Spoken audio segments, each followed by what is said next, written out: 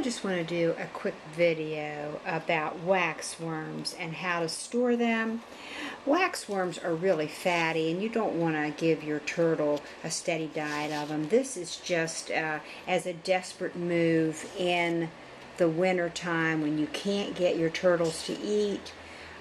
If you get them in the fall, like toward the end of November, first part of December, somewhere around there, and then if you have a cold room to keep it about 50 to 60 degrees, they will keep surprisingly well for a good while.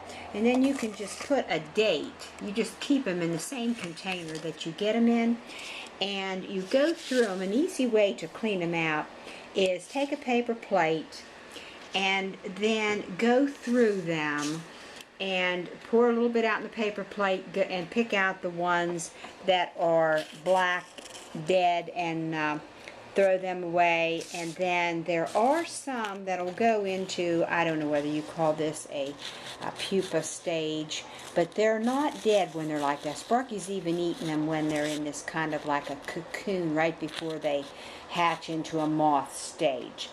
So these are just a backup when they're not eating, and I put some on top of Sparky's food, the greens and the fruits and the vegetables, and then whenever your turtle bites into these, being they're small, then they get some food along with it. It's kind of like an enticing piece of cheesecake for a turtle. So like when your turtles, but really another thing too, if your turtles are all slumped up and look sluggish, you want to up that temperature, warm them up, because when you take it, if you pour even room temperature water in the substrate, that is really going to cool that substrate down, and you want to warm up that substrate, warm up your turtle enough, not overheat them, but warm them up. And here's another thing that I found really a neat little gadget. And it's a larger version of the temp guns that you get, that's the reptile temp guns. And you just take and you just press the trigger, and it will register the temperature.